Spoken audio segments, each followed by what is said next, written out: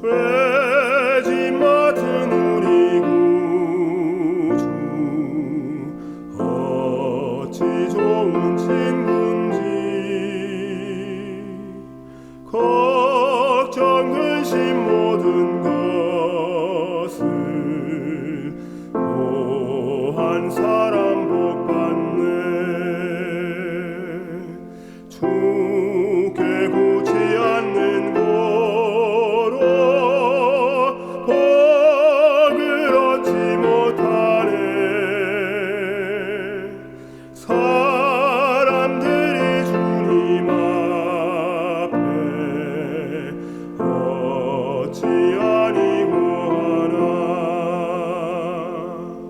시험 걱정 모든 괴로움 없는 사람 누군가. 부질없이 낙심 말고 기도드려고 하세. 이런 진실하신 친구 찾아볼 수 있을까. 우리 약함하는 주께 어찌 아니고 하나. 근심되는 중한 짐을 아니 진자 누군가. 피난처는 구주 예수 기도드려고 하세. 세상 친구 멸시하고 너를 조롱하여도 예수 품에 편히 안겨 위로하심 받겠네.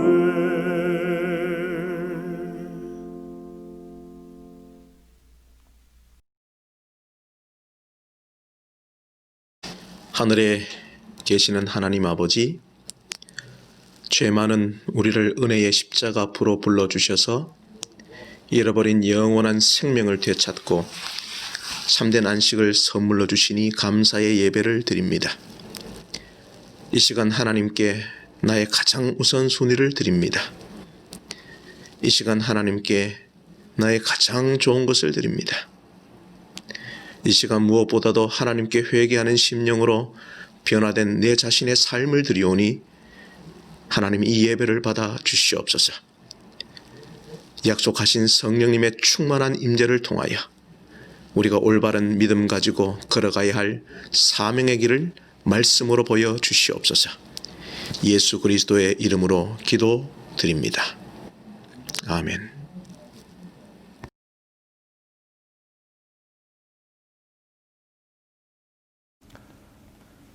세계 제1차 대전 당시 알프스 산맥에서 헝가리 군인들이 겨울 훈련 중이었습니다.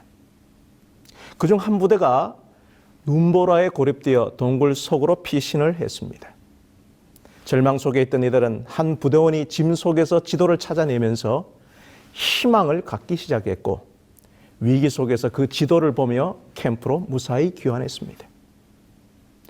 그런데 돌아온 이들은 깜짝 놀랐어요. 왜냐하면 자신들이 의지해온 지도가 알프스의 지도가 아닌 피레네 산맥의 지도였기 때문이었습니다. 한마디로 잘못된 지도로 길을 찾았던 것입니다.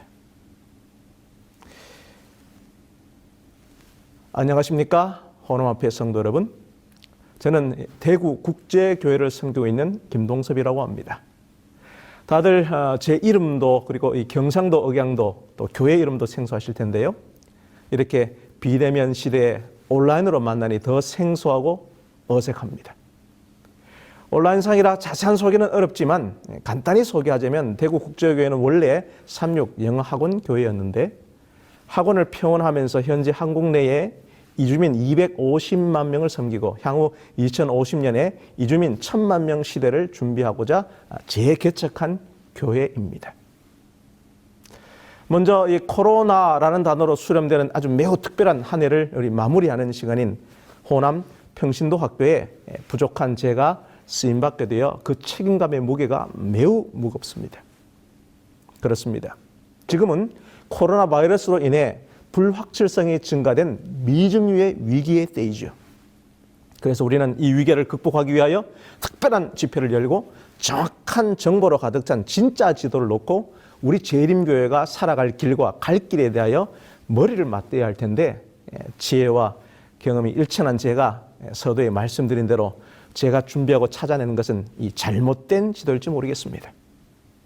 그러나 저는 먼저 오늘 이 시간에 무거운 책임감을 느끼지만 오히려 자유함을 느끼는 것은 초기 교회에 문제 많았던 7교회와 지도자들을 붙잡고 계셨던 분, 우리 인생의 모든 문제의 해답을 가지고 계신 분, 진짜 지도요, 길이요, 진리요, 생명 되신 우리 주님께서 우리와 여전히 함께 하신다는 것입니다. 그리고 또 하나 미국 MIT 공대 경영대학원에서 리더십을 가르치는 이 존 벤 마넨 교수가 이 잘못된 지도 사건을 분석한 의미의 중요성 때문인 것입니다. 마넨 교수는 그 잘못된 지도는 절망에 빠져 있는 대신 행동에 나설 수 있는 용기를 만들어냈다고 분석했습니다.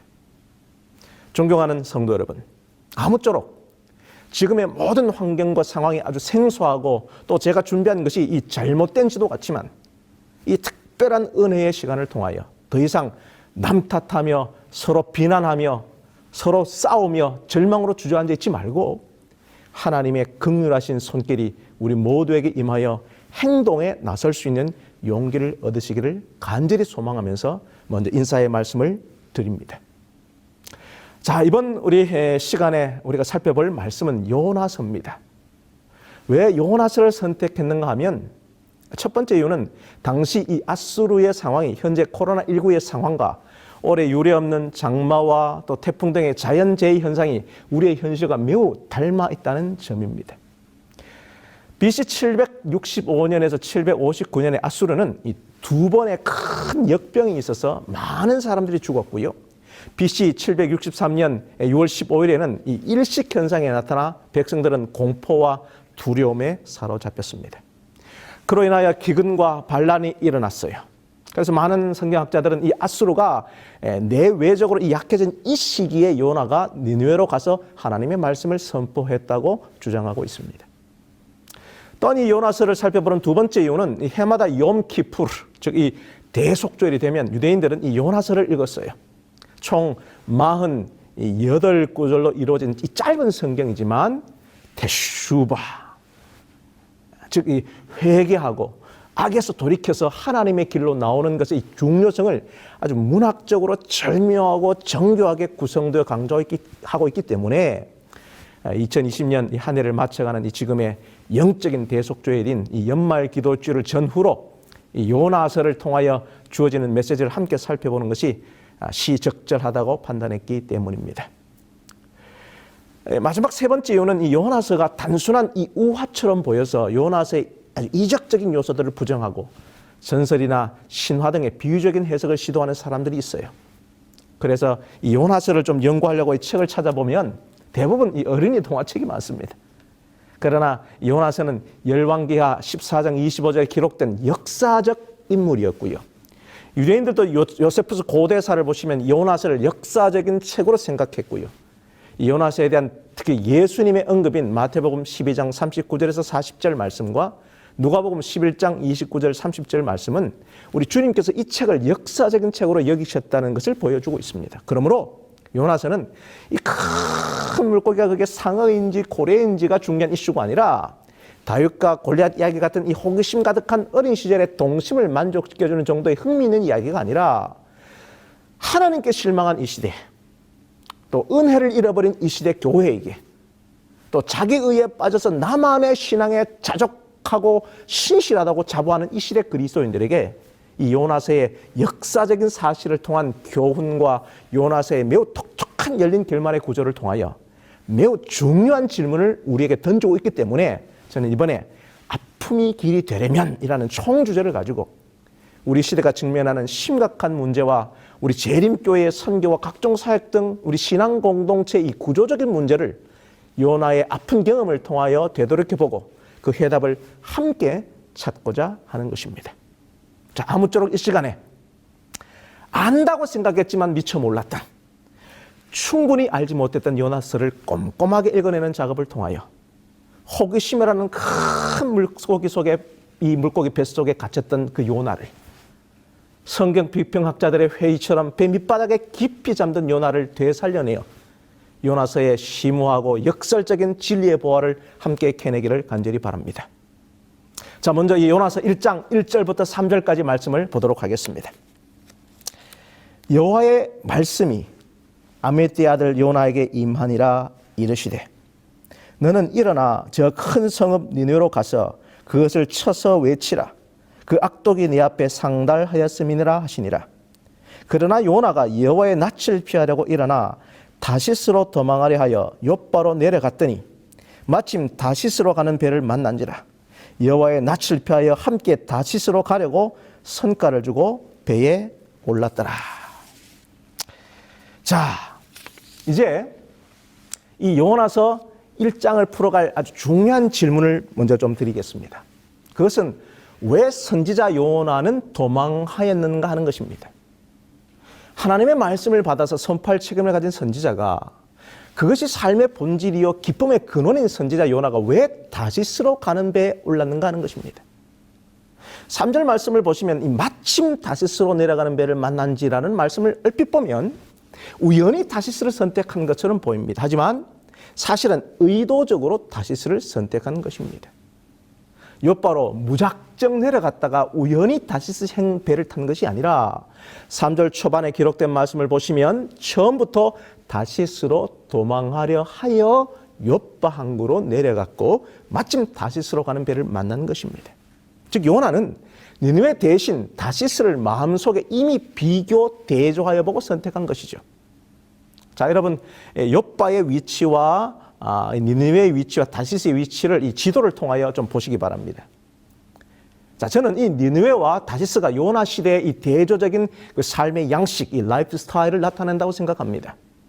니느웨는 이 군주국가 아수르의 수도였어요. 주민 모두가 군사 조직으로 구성되어 있으며 백성들의 성품은 잔혹하고 구조적인 폭력과 억압으로 포로들의 비명과 탄식이 하나님 앞에 상달되었습니다. 아수르 왕들은 그들의 군사적인 승리의 결과를 기록해 두었는데요. 특히 이 살만에서 3세는 적들을 고문하고 사지 절단하고 목 베는 장면을 큰 이 돌기둥의 부조로 소름 끼칠 만큼 자세히 묘사했습니다. 자, 반면에 다시스는 현재 지금의 스페인 남부 지브롤터 해협에 위치한 고대의 자유무역 도시였기 때문에 풍요와 또 자유와 또 안정과 인생의 쾌락이 있는 고대의 이 세큘라시티, 이 세속 도시였어요. 그래서 요나는 사명을 저버리고 도망갈 바에야 이왕이면 다홍치마라고 다시스를 선택한 것입니다. 고통과 갈등, 사명과 책임을 연상시키는 고달픈 도시 니느웨로 가는 대신에 자유와 평안과 낭만을 보장하는 다시스를 요나는 의도적으로 선택한 것입니다. 자, 결국 요나는 하나님이 동쪽으로 가라고 했는데 정반대 서쪽으로 갔고요. 육로로 가라는 지시를 받았는데 바다로 갔으며 큰 도시로 보냄을 받았는데 세상 끝으로 가는 배를 탔습니다. 자, 이제 좀 말씀을 좀 더 깊이 좀 살펴봅시다. 그런데 과연 요나가 니느웨로 가지 않는 이유가 단지 이 장소 때문이었는가 하는 것이죠. 다시 여러분 성경 본문을 보시면 요나가 니느웨를 기피한 이유를 뚜렷하게 선포하고 있어요. 3절에 그러나 요나가 여호와의 낯을 피하려고 일어나. 정확하게 요나는 하나님의 얼굴을 보지 않으려고 도망하였습니다. 왜 요나가 하나님의 얼굴을 피하여 도피했는가를 알려면 먼저 요나가 어떤 사람인가, 이 요나의 정체성을 좀 먼저 알아야 돼요. 자, 그런데 이 요나에 대하여 성경에 어떠한 배경도 자세히 나와 있지 않습니다. 하지만 우리는 이렇게 좀 역설적으로 이해할 필요가 있는 것이죠. 그것은 요나가 소개할 필요가 없는 유명한 사람이었다는 것입니다. 자, 그렇다면 보십시오. 요나는 열왕기하 14장 25절을 보시면 여로보암 2세 치하에 사역한 것으로 기록이 나타납니다. 이 성경 기록에 따르면 요나는 왕의 통치가 불충분하다고 비판했던 아모스나 호세 같은 선지자는 달리 국가의 힘과 영향력의 확대를 꾀하는 이 여로보암 2세의 군사 정책을 지지했어요. 아수르가 내외부적으로 월드파워를 형성하지 못할 시기에 이스라엘이 솔로몬 당시 영토를 회복할 것이라고 하는 그 예언을 하였고요. 또 그것이 성취되는 것을 보았습니다. 이 모든 것을 유추해 봤을 때에 요나는 민족주의적 성향이 강한 선지자였습니다. 그래서 1장 8절에 내 정체를 고하라는 그 선장의 질문에 9절에 나는 히브리 사람이라고 하나님의 이름보다 먼저 자신의 정치적 민족적 성향을 먼저 밝히고 있는 거예요. 그래서 요나는 이 적대국 이 아수르에 대해 아주 배타적이고요. 적대적 자세를 취하고 있었고 그들이 망하기를 원했고 열렬히 소원했습니다. 자, 그런 요나에게 하나님께서 니느웨의 악독이 내 앞에 상달되었다고 말씀하신 거예요. 아, 소돔과 고모라처럼 니느웨가 멸망 일복 직전이라는 계시가 주었을 때 요나가 얼마나 기뻤겠습니까? 자, 그런데 요나에게 이스라엘 떠나 죄악에 가득한 이방 도시로 가라는 부름을 받았으니 얼마나 충격이었겠습니까? 이 사명은 말도 안 되는 것이었어요. 심지어는 이 사악한 계략처럼 보였습니다. 하나님이 어떻게 내 조국의 이익을 배반하는 일을 시킬 수 있단 말인가? 도무지 인정할 수 없는 명령이었습니다. 더구나 이 니네로 가라는 이 사명은 신학적인 문제도 있어 보여요. 이 나홈 선지자가 여러 해 전에 하나님께서 악한 니네를 멸망시킬 것이라고 예언했고요. 다른 어떤 제국보다도 폭력적이고 하나님의 뜻을 거역하는 이 악한 민족은 당연히 멸망되어야 하죠. 그런데 요나가 받은 이 사명이 성공하면 하나님이 이스라엘에게 주신 약속이 어긋나고 나홈은 거짓 선지자가 되기 때문에 요나의 그 임무는 정당화될 수 없는 이율 배반적인 사명이 되는 것입니다. 요나는 결코 니느웨가 회개하여 구원에 이르는 것을 보고 싶지 않았어요. 그래서 최후의 경고도 보내고 싶지 않았습니다. 니느웨가 이 예언과 심판의 선포도 듣지 못하고 그대로 악독하게 살다가 멸망당하는 꼴을 보고 싶었어요. 그런데 그 원하지도 않는 회개시키는 사명을 자신한테 맡기는 것이 아닙니까? 그래서 니느웨가 혹시 회개할지도 모른다는 그 사명에 요나는 갈등이 생긴 거예요. 결국 이 사명은 자신에게 자기 그 정체성을 부인하고 자기를 부인을 요구하는 것입니다. 바로 이것이 요나에게는 큰 이 내적인 고통이었어요. 자, 더 나아가 요나는 그 자신의 그 임무를 이해하지 못했을 뿐만 아니라 그 사명을 맡기신 하나님을 더 이해할 수 없었어요. 요나는 그 하나님의 명령을 정당화할 어떤 합당한 근거도 찾을 수 없다고 결론을 내렸습니다. 즉 선하신 하나님, 공의로우신 하나님, 지혜의 근원이신 하나님의 그 근본적인 성품을 의심한 거예요. 하나님의 그 선하심에 대한 불신, 하나님은 나에게 가장 좋은 것을 주지 않는다고 생각한 것입니다. 여러분 선지자왕 266페이지에 보시면 인간의 견해로 볼 때에 이 거만한 도시에 가서 이와 같은 기별을 선포함으로 얻을 수 있는 것은 아무것도 없는 것처럼 보였다.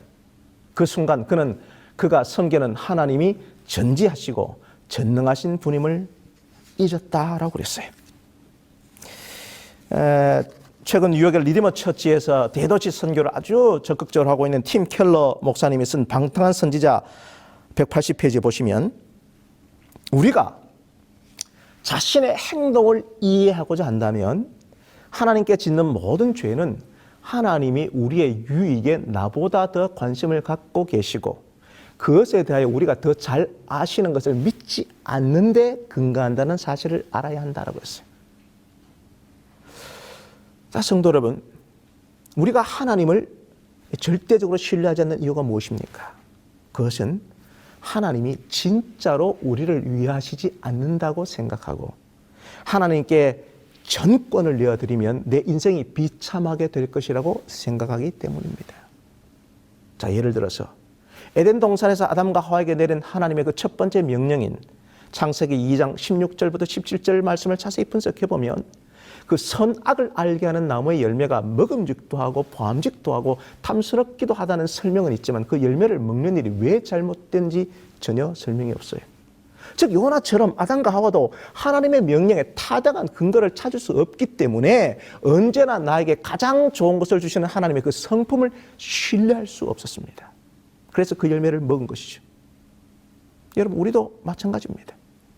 우리 삶의 건강의 문제나 또 경제적인 문제나 인간관계의 문제 등의 어려운 일이 벌어졌을 때 우리는 아주 중요한 선택을 해야 하죠.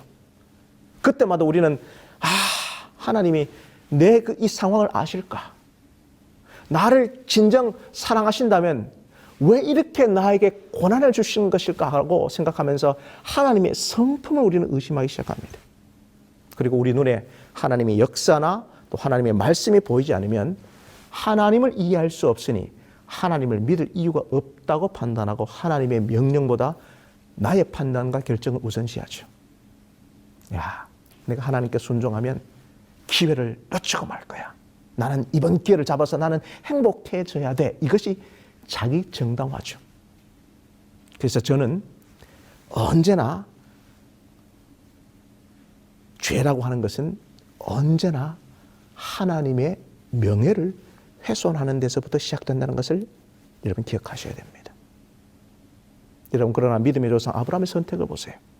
창세기 22장 2절에 내 아들 내 사랑하는 독자 이삭을 데리고 모리아 땅으로 가서 내가 내게 지시하는 한 산 거기서 그를 번제로 드리라. 이것은 하나님과의 약속과 이치가 맞지 않는 명령이죠. 하나님께서 아브라함을 불러내실 때 내 이름을 창대케 하고 복의 근원이 되게 하고 내 몸에서 날짜가 내 후사가 되고 내 자손을 무별과 같이 되게 하겠다고 하셨는데 말이에요. 그런데 아브라함은 이 하나님의 명령에 자신이 가장 잘 아는 것처럼 행동하기를 거부하고요. 하나님이 누구신가를 상기했어요. 여러분, 소돔과 고모라의 심판 앞에서도 똑같았어요. 하나님과 하나님이 그 의인과 악인을 균등히 심판하는 것에 의문이 생겼지만요. 세상을 심판하는 이가 공의를 행하실 것이 아니니까. 창세기 18장 25절에 이 아브라함은 하나님의 그 성품을 신뢰했어요. 그래서 우리 예수님께서도 마태복음 26장 39절에 겟세마네 동산에서 십자가를 앞두고 혼란스러운 이때에 이렇게 기도하신 것이죠. 나의 원대로 마옵시고 아버지의 원대로 하옵소서. 자, 결국 요나는 자기가 원하는 신을 만들어낸 거예요. 하나님보다 더 큰 내 안의 우상이 드러난 것입니다. 자, 그렇다면 정리해 봅시다. 왜 요나는 하나님의 얼굴에 어떤 표정이 나타났기 때문에 싫어서 도망갔을까요? 여러분, 그것을 정확하게 이해하려면 이 여호와의 낫, 이 여호와 파님이라고 하는 특별한 용어의 뜻을 알아야 합니다. 여러분, 이스라엘의 성소 안에 놓인 이 진설병은 히브리어로 레헴파님으로 문자 그대로 번역하면 얼굴빵, 얼굴떡이라는 뜻이에요. 여호와 앞에, 여호와 면전에 진설해 놓았기 때문에 면전의 떡이라고도 불렀습니다. 자, 그러므로 여호와의 낯은 하나님의 임재, 그 지성소적인 임재를 가리키는 히브리적 이 관용어인 것입니다. 요나는 이 하나님의 임재를 나타내는 하나님의 표정이, 하나님의 얼굴 모습이 생각나는 것이 매우 싫었고, 나에게 말씀을 선포하실 때 나타난 하나님의 얼굴만 생각하면 매우 불안했어요. 그래서 결국 여호와의 낯을 피하려고 도망간 것입니다. 그것도 배 밑층까지 내려가서 머리를 한 구석에 틀어박고 이에 자기 망각의 긴 잠 속에 자신을 구겨놓고 깊은 무식의 세계로 도피한 거예요. 자, 그렇다면 이 하나님의 얼굴은 어떤 표정이었길래 요나로 하여금 도망가게 만들었냐 말이에요. 그것은 바로 하나님의 자비의 얼굴입니다. 긍휼하신 은혜의 얼굴이에요. 여러분, 요나서에서 이 하나님의 그 감정 그리고 하나님의 속마음은요, 큰이라는 단어, 히브리어로 가돌이라고 하는 이 수식어에서 찾을 수 있어요. 요나서 전체에서 큰이라는 수식어가 쓰여진 그 앞뒤 문맥을 살펴보면 바로 거기에는 항상 하나님의 자비와 긍휼의 숨결이 넘실거리고 있음을 발견할 수 있습니다. 1장 2절, 3장 2절, 4장 11절에 보시면 큰 성읍 니느웨라는 말 속에 그 도시를 향한 하나님의 자비와 긍휼의 마음이 큰 이 가돌이라는 단어에 뿜어져 나와요. 하나님은 니느웨의 큼을 보실 때에 그 건물이나 도시의 큼을 주목한 것이 아니라 그 큰 도시에 수많은 사람을 주목하셨습니다.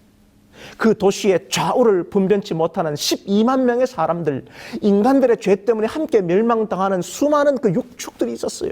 하나님의 긍휼은 바로 이 사람들과 육축에 초점이 맞추어져 있었던 것이죠. 그래서 저 큰 성읍, 이 큰 성읍 니느라고 하실 때 이 큰 이 가돌이라는 단어에 하나님의 자비와 긍휼의 숨소리가 액센트와 함께 주어지고 있는 것입니다. 여기서 요나는 하나님의 표정을 봤어요. 니느웨를 향한 하나님의 속마음과 하나님의 표정을 봤어요. 이런 니느웨로 가봤자 정말 뻔하다. 니느웨가 회개하면 우리 하나님의 심판은 취소될 거야. 도망가자. 차라리 도망가서 이 경고의 사역을 안 하는 것이 니느웨의 멸망의 상책이다. 그래서 요나는 여호와의 낯을 피하려고 욥바로 내려간 것입니다.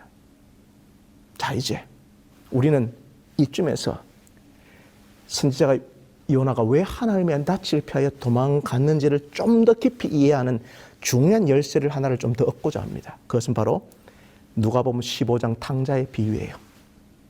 이 비유에 나오는 두 아들의 모습을 보십시다. 먼저 유산을 챙겨 집을 떠난 동생은요, 아버지의 뜻을 거부하고 자신이 원하는 방식으로 살기 위하여 아버지로부터 벗어나려 했습니다. 다시 말하면 소위 자아 발견 때문입니다.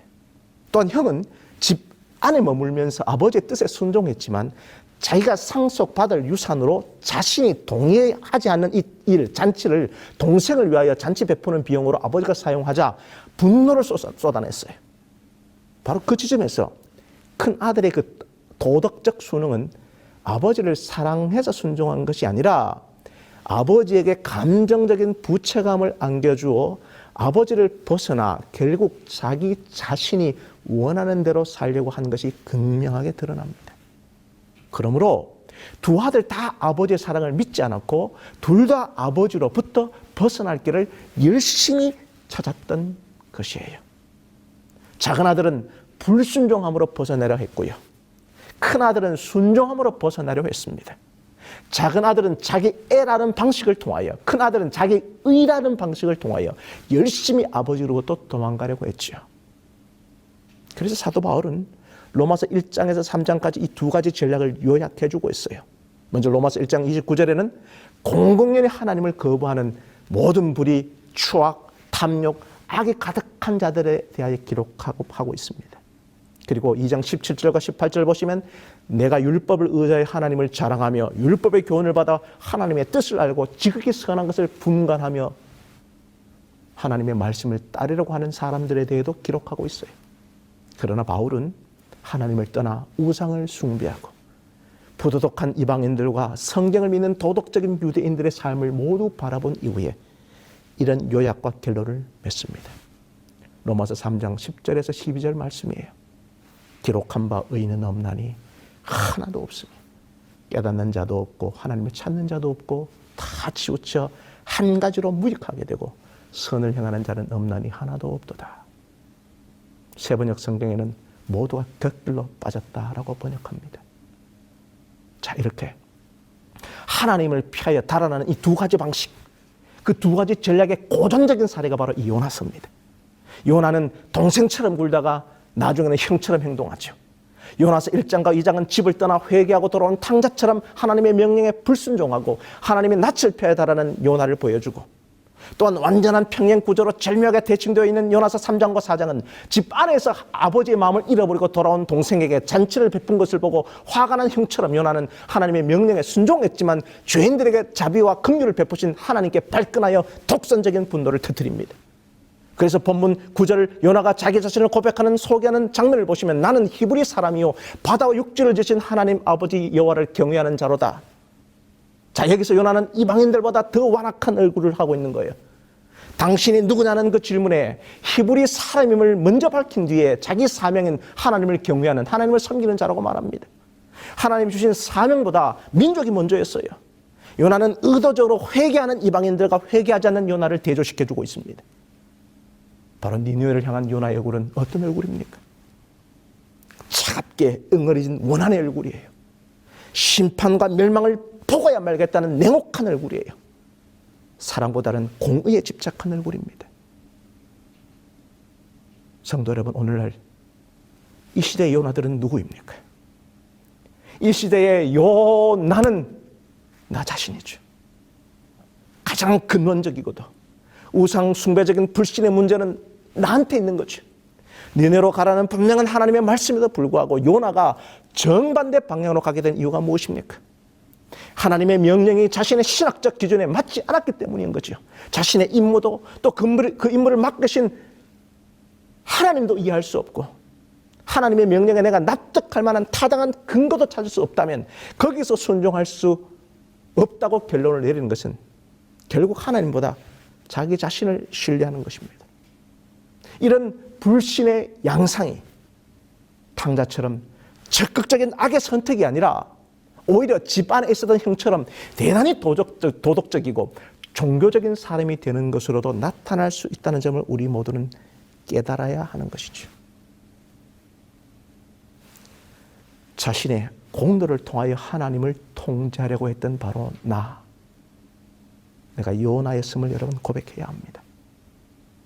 하나님의 완전한 사랑과 은혜에 무지했던 요나, 그리하여 옳고도 아름다운 하나님의 말씀 버리고 하나님을 피해 달아나는 요나는 탕자이기도 하고 탕자의 형이기도 하고 요나는 나이기도 하고 여러분이기도 하죠. 오늘 이 시간에 우리는 말씀을 통하여 결국 우리가 하나님의 낯을 거부하고 달아나는 이유는 우리 마음의 문제임을 적나라하게 폭로해 주고 있어요. 그래서 하나님의 그 자비의 얼굴 표정이 내 얼굴 표정을 바라볼 때 우리는 그것을 못 견디고 도망하는 것입니다. 이것이 오늘 내 얼굴입니다. 지난 역사를 살펴보면 우리 모두는 타는 목마름으로 하나님의 공의를 갈망해 왔어요. 그래서 광장으로 나가보기도 하고 촛불도 들어보고 큰 소리도 질러봤어요. 이 교회를 바로 세우기 위하여 교회와 교단의 각종 행사에 열심을 내고 참여했어요. 그러나 지금 이 사회와 우리 교회 현실은 어떻습니까? 그 선한 갈망이 오히려 집착과 원한으로 응어려져 있지는 않습니까? 아니면 이런 역사의 현실 앞에 냉소와 험으로 바뀌어져 그저 다시스로 가는 배에 올라타서 세속적인 쾌락주의로 정처 없이 떠내려가고 있지는 않습니까? 아니면 모든 것을 포기하고 아무 생각도 하기 싫어서 깊은 골방 속으로 자기를 무의식 속에 깊은 잠으로 꾸겨놓고 있지는 않습니까? 70인역 번역처럼 그렇게 배 밑바닥에 내려가 코를 골면서 깊은 영적인 잠을 자는 모습, 비참한 자괴감으로 몸을 비틀고 구부리며 배 밑창에서 뒹구는 모습이 오늘 내 신앙의 모습 아닙니까? 불순종으로 인하여 사명도 사라지고 할 일도 없어지고 그 사명의 진공 상태에 빠진 요나처럼 우리가 하나님이 주신 사명 버리니 우리들은 잠잘 일밖에 없죠. 여러분, 더 나가서 요나처럼 우리는 자기 도피가 좌절될 때 더 극단적인 태도도 보여요. 12절, 15절을 보세요. 그가 대답하되 나를 들어 바다에 던지라. 여러분, 자신을 바다에 던지는 이 행동은 자기 희생의 긍정적인 행동이 아니라 하나님의 행동에 대하여 가장 극악하게 맞받아치는 반역의 행동이에요. 4절에 하나님은 도망가는 요나를 태운 배를 향하여 폭풍을 바다에 내리셨어요. 여기서 사용한 내리시메라는 히브리어 단어 툴이라는 단어는 목표물을 향하여 정확하게 발사하였다는 동사입니다. 이와 같은 단어를 바다에 자기 자신을 던지라고 할 때에 툴 똑같이 사용했어요. 즉 하나님께서는 자기 자신을 향하여 폭풍을 쏘셨으니 나도 내 몸 맞받아서 쏘아 내 던지겠다는 극단적 자해적 저항의 태도인 것입니다. 여호와의 낯을 피하여 도망가던 요나가 이제 하나님의 추직에 걸려 더 이상 도망갈 곳이 없어 보일 때 요나가 보인 그 완악함과 그 극단적 태도를 보세요. 오늘 우리가 하나님께 기도하지 않고 저항하는 모습 보세요.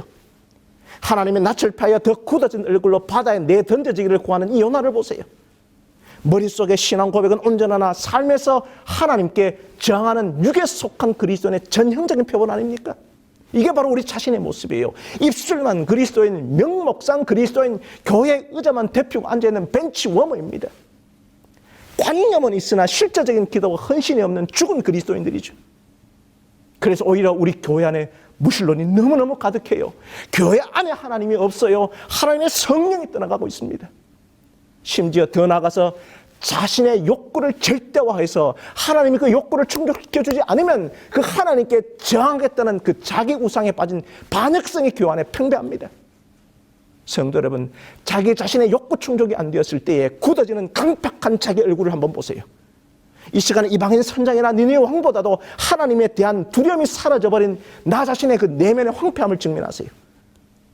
하지만 여러분, 오늘 이 요나의 강팍한 얼굴을 향하여 오늘 하나님은 우리에게 어떤 얼굴을 보이십니까? 이 요나에 대한 하나님의 반응은 무엇입니까? 그것은 하나님의 속마음과 감정이 표현된 가돌, 큰 물고기, 이 큰 물고기를 이미 예비하셨다는 거예요. 아주 큰 하나님의 자비와 긍휼의 얼굴입니다. 이것이 강팍한 요나의 얼굴을 향해 나타난 하나님의 얼굴, 여호와의 낯입니다. 니느웨의 어린 아이들과 짐승들까지도 긍휼로 바라보셨던 하나님의 자비의 표정은 이제 이방인들보다 더 악독하게 굳어져 버린 요나의 표정까지도 녹여버리기로 작정하신 것이죠. 성도분, 여기 빛의 화가 렘브란트가 그린 탕자의 귀향을 좀 보세요. 가장 하이라이트로 처리한 아버지 얼굴을 한번 보세요. 누가복음 15장의 이야기의 주인공은 집을 떠난 탕자가 아니라 아버지죠. 집을 떠난 동생 탕자, 집 안에서 잃어버린 형 탕자, 이 두 아들의 생명을 구하기 위해 시간과 물질과 사랑 모든 것을 탕진한 탕부 아버지 얼굴을 보세요. 방탕한 선지자 요나 같은 나를 바라보는 긍휼과 자비와 은혜의 하나님 아버지 얼굴을 좀 보세요. 이 시간 하나님 아버지의 낯을 피하지 마십시오. 요나는 하나님께로부터 달아나죠. 내 인생 하나님께 맡기지 않겠다고 굿바이, 그 슬픈 인사를 하고 달아나고 있어요. 그러나 아무리 다양한 전략을 구사해도 하나님은 언제나 한 걸음 앞서세요. 한 수 아니 몇 수 위세요. 이방은 뱃사람의 입에서 하나님의 언약적 관계를 나타내는 야훼라는 단어를 사용하고 있어요. 대부분의 성경학자들은 이것이 이방인 뱃사람들의 회심을 의미한다고 해석합니다. 결국 요나의 하나님의 낯을 피하여 도망간 반선교활동은 아이러니하게도 도리어 이방인들의 회심을 가져왔어요. 요나서 1장 14절 후반부를 보세요. 이 1장 메시지의 결론입니다. 주 여호와께서는 주의 뜻대로 행하심이니이다. 그렇습니다. 우리 모두는 하나님 손바닥 아니에요. 결국 다 하나님 뜻대로 되는 것입니다. 하나님은 우리의 얄팍한 매수 전략을 구사하며 하나님의 자비를 이해하지도 못하고 받을 자격도 없는 우리에게 끊임없이 새로운 방식으로 우리에게 자비를 베풀어 주세요. 결국 요나는 여호와의 낯을 피할 수 없게 된 것과 마찬가지로 우리들도 하나님의 자비의 얼굴에서 도피할 수가 없습니다. 바다와 육지를 지은 하늘의 하나님은 우리 죄가 아무리 크고 우리 재앙이 아무리 완악해도 우리를 결국 자신의 사랑의 포로로 만드실 것입니다. 오늘 이 시간 그 하나님의 얼굴, 그 여호와의 낯을 바짝 우리에게 직면시키시며 우리 얼굴을 하나님의 얼굴로 자비와 긍휼의 표정으로 반드시 바꾸어 놓으실 것입니다. 오늘 안식일 내내 이 하나님 아버지 얼굴을 떠올리시면서 시편 139편의 말씀을 읽고 묵상하면서 우리 첫 번째 말씀을 갈무리하시기를 바랍니다.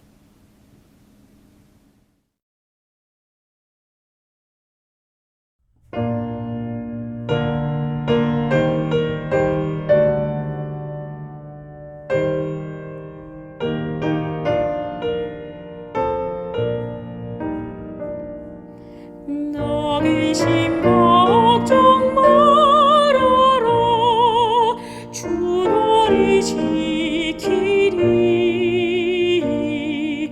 주 날개 밑에 가라 주 너희 지키리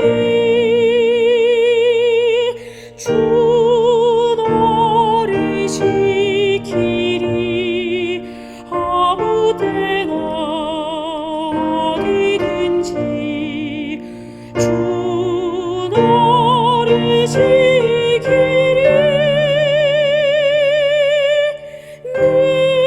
내시켜 주시리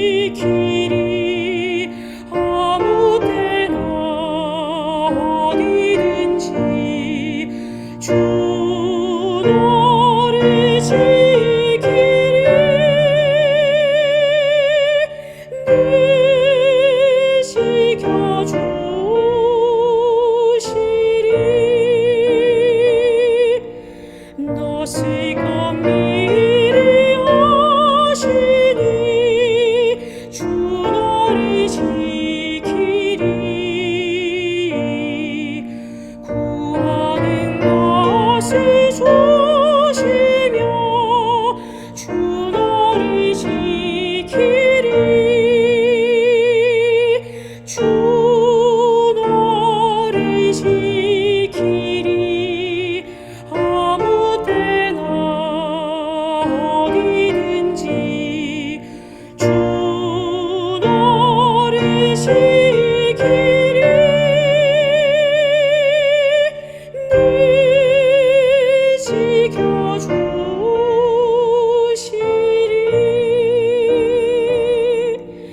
어려운 시련 당하나 주 너를 지키리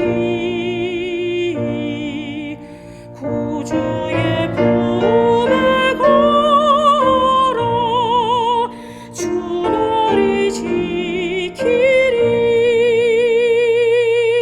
주 너를 지키리 아무 때나 어디든지 주 너를 지키리 늘 지켜주시리